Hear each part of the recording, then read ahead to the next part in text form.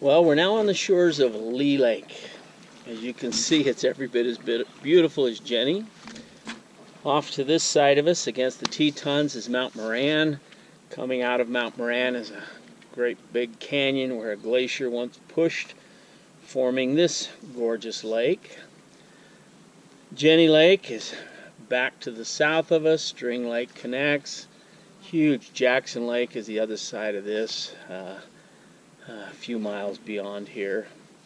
But I'd like to tell you the story of Jenny and Richard Leigh. Sometimes stories go through a metamorphosis, and I think this story is doing that.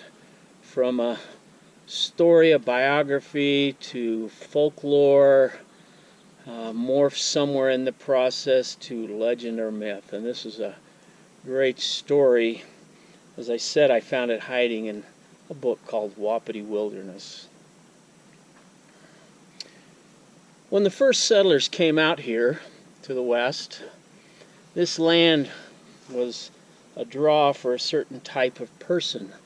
And among those drawn to this land, to this country out here, was an Englishman named Richard Leigh, L-E-I-G-H, Richard Leigh. Richard was born in England, and he moved west, and in the process of his early trapping and trading, he met a Shoshone, and they married, and I have not been able to find out her Shoshone name, but she went by the name of Jenny. Jenny Leigh, Richard's wife. Richard and Jenny trapped on both sides of the Tetons, spent summers over here and wintered in the lower country where the winters weren't quite as harsh. Had a small cabin, had 5 kids, and made a living trapping in the west, up here in the Teton Range. As time went on, the area began to have more settlers come in. Still a wild country and a wild breed. But Jenny found as she went into town to trade goods or to buy things, she wasn't treated very well by the white settlers, and her kids were considered half-breeds. And some people were very vocal about that. Well, one winter, Richard went out on the trap lines, and Jenny knew he'd be gone for several weeks. And he took their oldest daughter, and they went on the trap lines, and they would be gone for a while.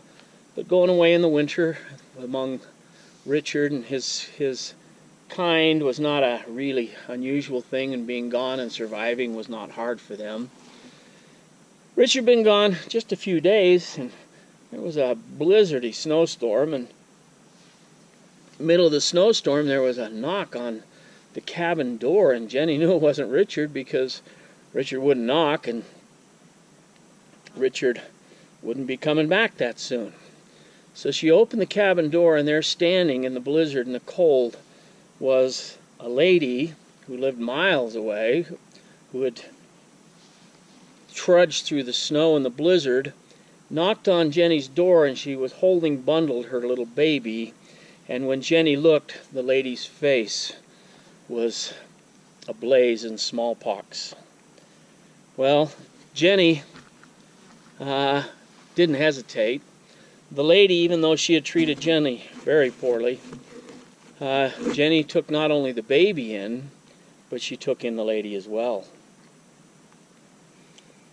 A few weeks later, Richard came back from his trapline trip, and as he approached the cabin, he could tell that something was really wrong because there wasn't any smoke coming from the fireplace. And as Richard went into the cabin, the scent of death was everywhere.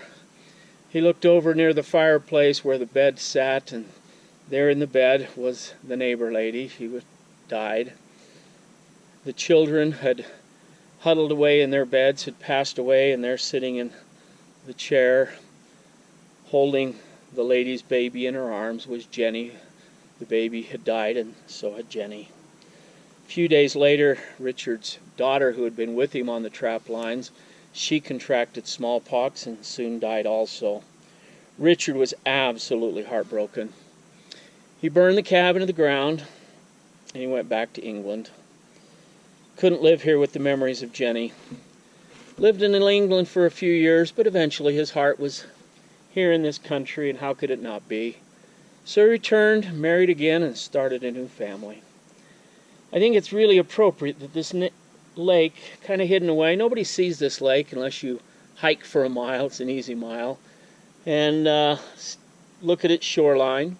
Everybody can see Jenny Lake. You can drive right through to it almost, and walk an easy trail and take a ferry boat across it. But nobody gets to see Leigh Lake unless they pay a price. And as you can see, you can kayak and canoe on it, and it's a beautiful place to be.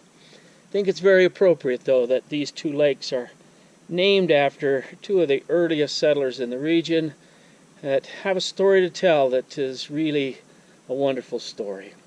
I hope you will look for stories as you visit places and find names and not sure where that name came from. Maybe there's a story hiding behind those as well. Thank you.